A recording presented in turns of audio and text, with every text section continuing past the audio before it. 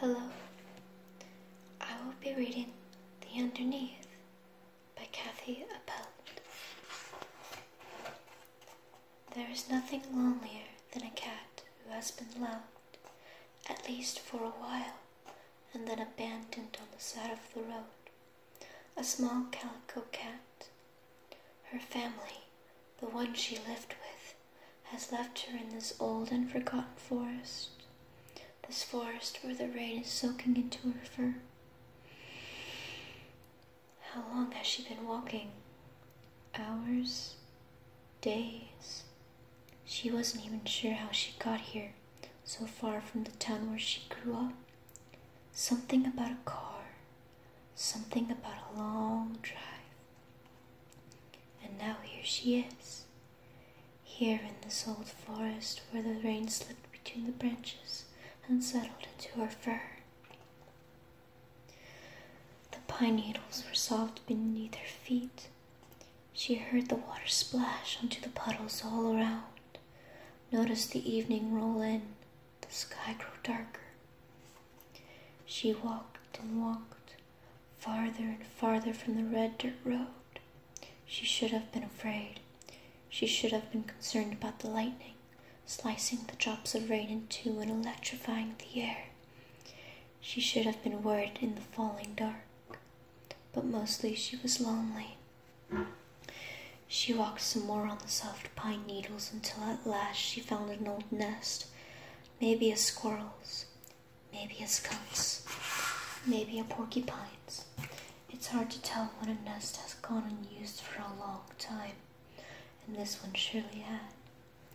She was grateful to find it, an old nest, empty, a little dry, not very, but somewhat out of the rain, away from the slashes of lightning, here at the base of a gnarled tupelo tree, somewhere in the heart of the piney woods.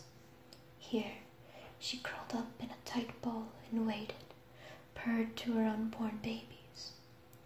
And the trees, the tall and kindly trees, watched over her while she slept the whole night through.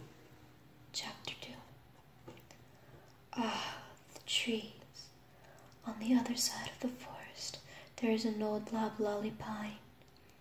Once, it was the tallest tree in the forest. 100 feet up it reached, right up to the clouds, right beneath the stars. Such a tree, now broken in half. It stands beside the creek, called the Little Sorrowful. Trees are the keepers of stories. If you could understand the languages of oak and elm and tallow, they might tell you about another storm, an earlier one, 25 years ago to be exact.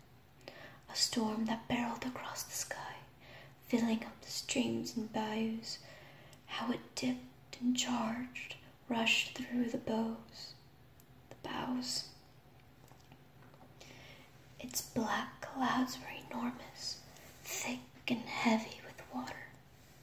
It had scooped up from the Gulf of Mexico due south of here, swirling its way north, where it sucked up more moisture from the Sabine River to the east, the river that divides Texas and Louisiana. This tree, 1,000 years old, huge and wide, straight and true, would say how it lifted its branches and welcomed the heavy rain, how it shivered as the cool water ran down its trunk and washed the dust from its long needles, how it sighed in the coolness. But then, in that dwindling of rain, that calming of wind, that solid darkness, a rogue bolt of lightning zipped from the clouds and struck. Bark flew in splinters. The trunk sizzled from the top of the crown into the deepest roots. The bolt pierced the very center of the tree. A tree as old as this has a large and sturdy heart, but it is no match for 1 billion volts of electricity. The giant tree trembled for a full minute, A shower of sparks and wood fell to the wet forest floor. Then it stood completely still. A smaller tree might have jumped, might have spun and spun and spun until it crashed onto the earth. Not this pine, this loblolly pine, rooted so deep into the clay beside the creek. It simply stood beneath the blue-black sky while steam boiled from the gash 60 feet up, an open wound. This pine did not fall to the earth or slide into the creek. Not then, and not now. It still stands. Most of its branches have cracked and fallen. The upper stories have long ago tumbled to the forest floor.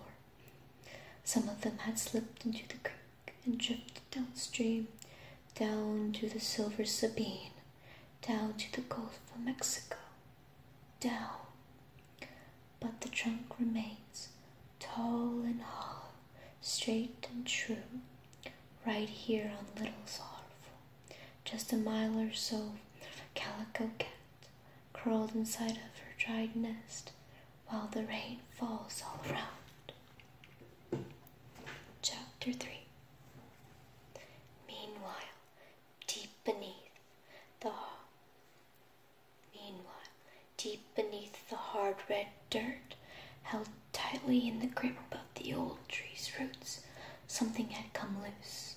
A large jar buried centuries ago, a large jar made with the same clay that lines the bed of the creek, a vessel with clean lines and a smooth surface, whose decoration was etched by an artist of merit, a jar meant for storing berries and crawdads in clean water, not for being buried like this far beneath the ground, held tight in the web of the tree's tangled roots.